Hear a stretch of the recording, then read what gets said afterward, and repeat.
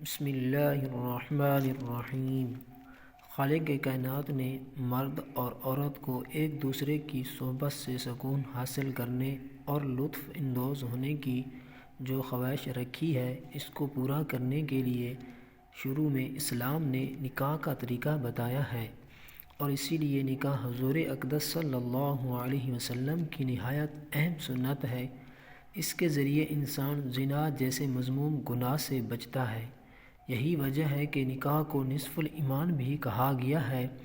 نکاح کے ذریعے جہاں انسان حرام کاری سے بچتا ہے، وہاں اس کو بدن کی صحت، ذہنی سکون، محبت اور ایک دوسرے کی سچی ہمدردی اور رازداری وغیرہ مختلف قسم کے فائدے بھی حاصل ہوتے ہیں۔ نکاح اور رخصتی کے بعد جب مرد عورت تنہائی میں یکجا ہوتے ہیں تو مرد کے اندر بالعموم مباشرت کا جذبہ بڑی شدت کے ساتھ ابھرتا ہے، اور اس وقت بعض مرد بڑی بے صبری کے ساتھ عورت پر ٹوٹ پڑتے ہیں۔ بسا اوقات بیوی بحالت حیض ہوتی ہے تو اس درندگی سے بہت تکلیف ہوتی ہے اور وہ منع بھی کرتی ہے، مگر احکام الہی کی ناواقفیت اور اس کے نقصانات کا علم نہ ہونے کے باعث عورت کے انکار کا لحاظ نہ کرتے ہوئے صحبت کر لیتے ہیں، جبکہ قرآن عظیم نے صاف الفاظ میں حالت حیض میں صحبت کرنے سے روکا ہے اور حرام قرار دیا ہے،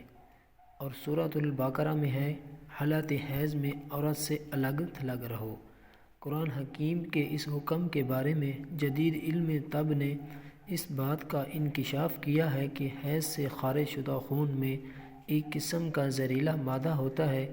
جو اگر جسم کے اندر رہ جائے تو صحبت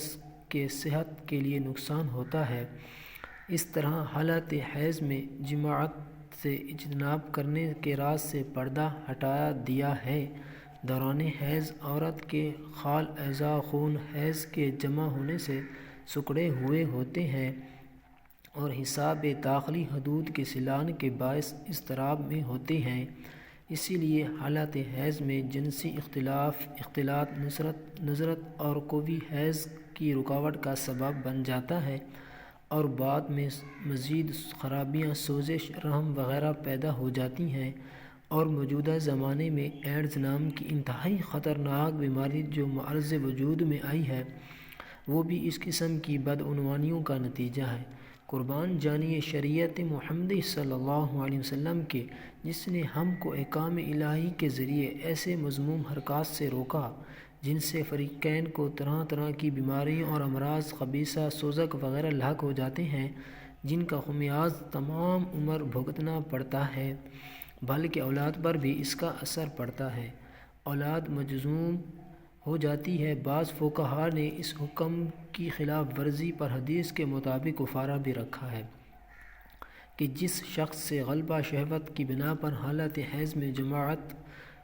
جماع کا گناہ سرزد ہو جائے تو اس سے 1 دینار یا نصف دینار بطور کفارہ صدقہ کرنا چاہیے۔ حضرت امام ابو حنیفہ رحمۃ اللہ علیہ اور امام مالک اور امام شافعی رحمۃ اللہ علیہ کے نزدیک کفارہ ادا کرنا واجب نہیں، البتہ استغفار واجب ہے، اور امام احمد رحمۃ اللہ علیہ کا قول ہے کہ کفارہ ادا کرے،